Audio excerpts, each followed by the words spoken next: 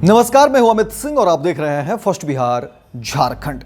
देखिए, बिहार की राजनीति गलियारे से बड़ी खबर निकलकर सामने आ रही है। आपको बता दें कि पूर्व विधायक बाहुबली आनंद सिंह बीती रात ही पटना पहुंच चुके हैं और कहा जा रहा है कि मुख्यमंत्री नीतीश कुमार से मुलाकात करेंगे। इससे पहले आपको बता दें कि बाहुबली आनंद सिंह जेल में बंद थे। सोनू मोनू फायरिंग मामले में आनंद सिंह जेल में थे और लंबे समय तक देखिए वो जेल में रहे और उसके बाद देखिए कहा जा रहा है कि आनंद सिंह जेल से बाहर आते ही मोकामा पहुंचते हैं, अपने इलाके में जाते हैं। लोगों ने स्वागत किया, काफी भव्य स्वागत हुआ आनंद सिंह का और लगातार देखिए पटना से मोकामा लोगों की जो भीड़ है, जो काफिला है, वो बना हुआ रहा।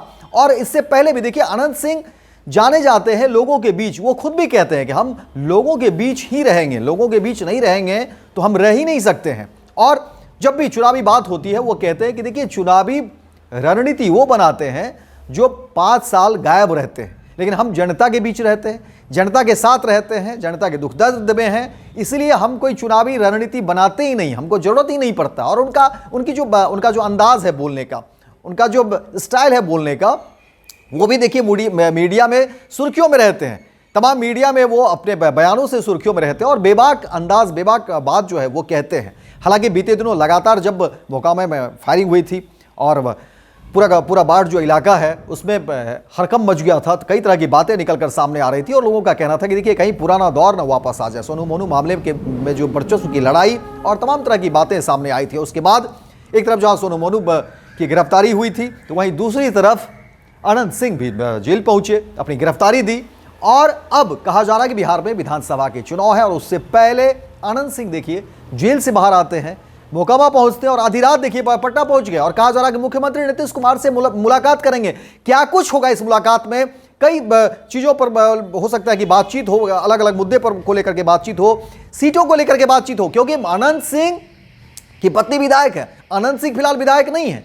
इसीलिए कहा जा रहा है, कयास ऐसे लगाए जा रहे हैं और यह संभावित है आनंद सिंह इस बार विधानसभा में चुनावी मैदान में उतरेंगे, जदयू के सिंबल पर उतरेंगे, यह भी तय है। सीटों को लेकर के बातचीत होगी। इसके अलावा कई सारे इक्वेशन बनते हैं, क्योंकि विधानसभा को लेकर के ही कहा जा रहा है कि देखिए आनंद सिंह जेल से बाहर हैं, राजनीतिक जो बातचीत हो रही है, विपक्ष भी इस पूरे मामले पर जो हमलावर है। विपक्ष का कहना है कि देखिए एक तरफ मुख्यमंत्री नीतीश कुमार अपराध को लेकर के बातें करते हैं, लेकिन अपराधी छवि के लोगों को वो कितना समर्थन करते हैं, यह भी एक आरोप जो है आनंद सिंह के जेल के बाहर निकलते ही कई तरह के आरोप सरकार पर भी लगने शुरू हो गए हैं। लगातार विपक्ष इस बात को, मुद्दे को जो है सामने रख रहा है कि देखिए मुख्यमंत्री नीतीश कुमार का चेहरा जो है वो सामने हो रहा है। लेकिन आनंद सिंह कहते हैं कि देखिए हम जनता के दुख दर्द को जो है पहले भी देखते रहे हैं, अब भी हम जनता के दुख दर्द को समझेंगे और हम जनता के लिए काम करेंगे। और आनंद सिंह देखिए जेल से निकलते ही मोकामा पहुंचे, लोगों से मुलाकात हुई, भव्य स्वागत हुआ और अब जो है फिर कहा जा रहा है कि बीती रात वो पटना पहुंच गए हैं, मुख्यमंत्री नीतीश कुमार से मुलाकात होगी।